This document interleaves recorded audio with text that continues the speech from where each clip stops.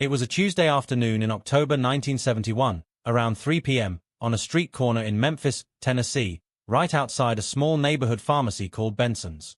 The weather had started turning cool, leaves beginning to fall, and people were rushing around doing their everyday errands. Sitting on that corner was a young boy, around 12 years old, named Tommy Richardson. He had an old acoustic guitar that was honestly a little too big for him, and he was strumming through some basic chords, singing softly but with everything he had. Beside his open guitar case, he had placed a handwritten cardboard sign that read, "Playing for Mama's medicine. $17 needed." After 3 full hours of sitting there since noon, the case had barely anything in it, maybe $1 in loose coins, and that was it. Tommy's mother, Linda Richardson, was a single mom working 2 part-time jobs just to keep a roof over their heads. She had been sick for 2 weeks, and what started as a bad cold had gotten much worse. That morning, she finally went to see the doctor, who told her she needed a strong course of antibiotics right away, otherwise it could turn into pneumonia. She walked straight to Benson's pharmacy to fill the prescription, only to find out it cost $17. She had $8 in her purse. The pharmacist, Mr. Benson, felt terrible about it, but he couldn't hand over the medication without full payment. He told her he would hold it until the next day. Linda walked home feeling defeated, scared, and completely out of options. She had no savings, nobody nearby to borrow money from, and nowhere to turn. Tommy overheard his mother quietly crying on the phone, trying to reach her sister in another state to ask for help. Watching her that sick and that broken hurt him deeply, so he did the only thing he could think of. He picked up the old guitar his father had left behind when he walked out on the family 3 years earlier, walked to the pharmacy, sat down on that corner, and started playing. He made his sign out of a piece of cardboard he found, and he just kept going, hoping someone would stop and help.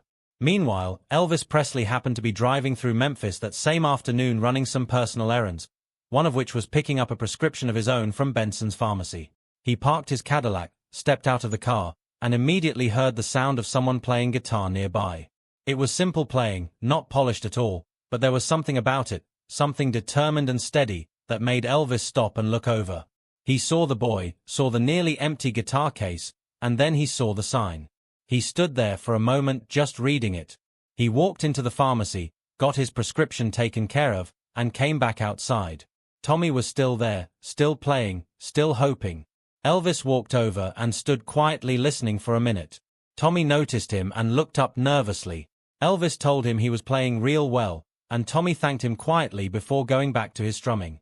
Then Elvis did something that surprised everyone watching.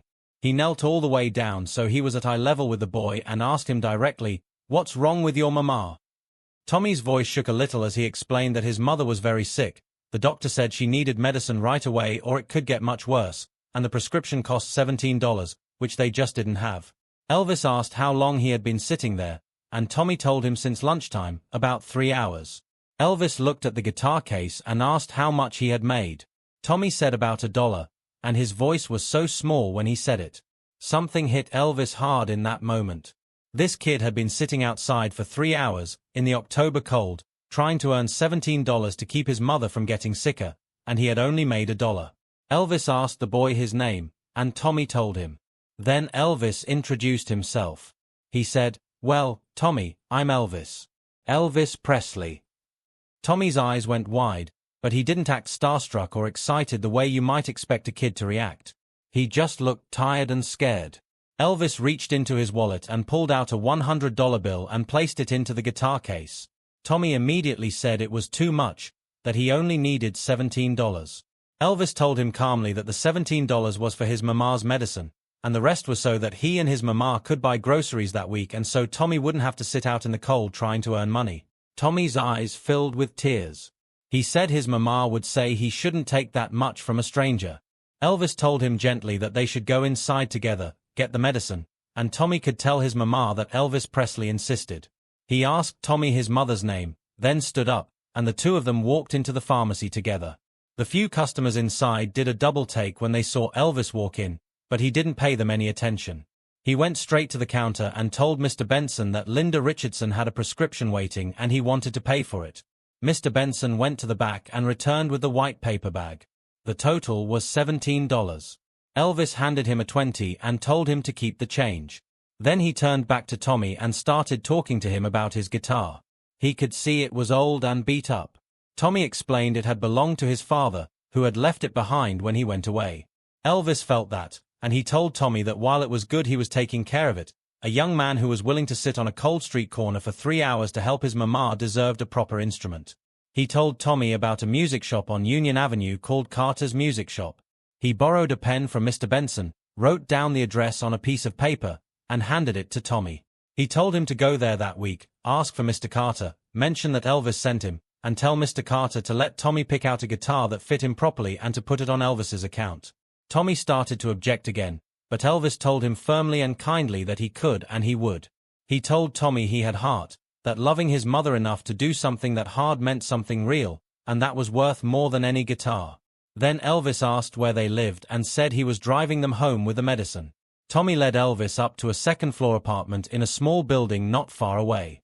He knocked before opening the door and called out to his mama that he had her medicine. Linda came to the door in her bathrobe, exhausted and clearly unwell. When she saw her son standing there with a stranger, her face immediately filled with concern. Tommy told her the man beside him was Mr. Elvis Presley and that he had helped get her medicine. Linda's mouth dropped open. She looked at Elvis, then at her son, then at the bag in Tommy's hands.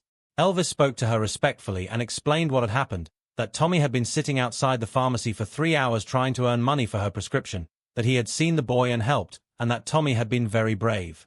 Linda immediately burst into tears. She said she didn't know how to thank him and that she was horrified to think of Tommy sitting out there alone. Tommy told her he had to do it because she needed her medicine. Linda grabbed her son and held him tight, then looked at Elvis and told him she didn't have a way to pay him back right now but she would figure something out. Elvis stopped her right there and told her she didn't owe him anything.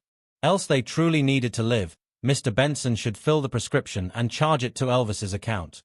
He told him not to make a big deal out of it, just to tell the person quietly that someone had taken care of it, and not to use Elvis's name unless absolutely necessary. When Mr. Benson asked if there was a limit, Elvis said no. He told him that if someone needed medicine to live, they should get it, and to send him a monthly bill and he would cover whatever it came to. Mr. Benson was so moved he could barely find the right words. He told Elvis he was going to save lives with this. Elvis just said he was paying for medicine, and that was all it was. But of course, it was so much more than that. Elvis kept that account open at Benson's pharmacy for the rest of his life. Mr. Benson used it carefully and honestly, only for people who truly had no other option. A single mother whose child had asthma and couldn't afford the inhaler.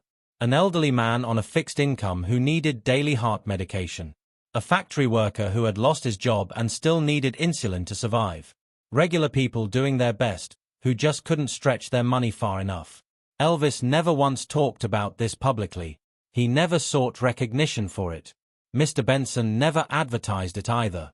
But quietly, over the years, dozens of people received their prescriptions through that anonymous account. People who would have gone home empty-handed, gotten sicker, and possibly died if that account hadn't been there. Tommy Richardson kept his promise and went to Carter's Music Shop that same week. His mother Linda, feeling a bit better after 2 days on the antibiotics, walked with him because she wanted to see this with her own eyes and make sure it was real. When they mentioned Elvis's name, Mr. Carter smiled and told them Elvis had already called him the day before. He said Elvis had told him a young man named Tommy would be coming in and to fit him with a proper guitar and spare no expense. Mr. Carter spent a full hour with Tommy, teaching him how to hold different guitars, how to test the feel of the neck, and how to listen for the quality of the sound. Finally, Tommy found the one. It was a smaller acoustic that was the right size for him, with a warm, clear tone that made even his beginner chords sound beautiful. Mr. Carter also gave him a set of spare strings, a tuner, and a beginner's instruction book, all compliments of Mr. Presley. Tommy practiced on that guitar every single day after school. Having an instrument that actually fit him and sounded good made a world of difference. He started learning more and more songs, teaching himself from books and by listening to the radio. He never went on to become a professional musician, but music became something deep and meaningful in his life, a way to express himself, a source of real confidence and joy. He played in his school band in high school, performed at coffee shops and open MIC nights in college, and as an adult, he taught guitar lessons to kids in his own neighborhood, charging whatever families could afford, and often teaching for free when they couldn't afford anything at all. He would tell his students that Elvis taught him that when you have the ability to help someone, you simply do it. You don't stop to figure out whether they deserve it or whether anyone is watching. You just help. In 1995, Tommy, now a grown man with children of his own, sat down for an interview and talked about that October afternoon in 1971. He said he was terrified that day, that he was just a kid who didn't know what else to do except try to earn the money his mama needed. He said he sat on that corner for 3 hours and made $1 and was starting to panic when Elvis Presley knelt down next to him and asked what was wrong. He got emotional as he described how Elvis didn't just drop money in the case and move on. He walked Tommy into the pharmacy. He drove him home. He made sure Linda got her medicine and he bought Tommy a guitar that Tommy still had to that day. He said Elvis saw a scared kid and he helped, not because anyone was watching or recording it, just because it was the right thing to do. And then Tommy's voice broke when he talked about finding out, years later, that Elvis had set up that account at Benson's pharmacy for anyone who came in and couldn't afford their medication. He said that was who Elvis really was. He didn't just solve the problem in front of him. He set something up so the problem could be solved for everyone who came after.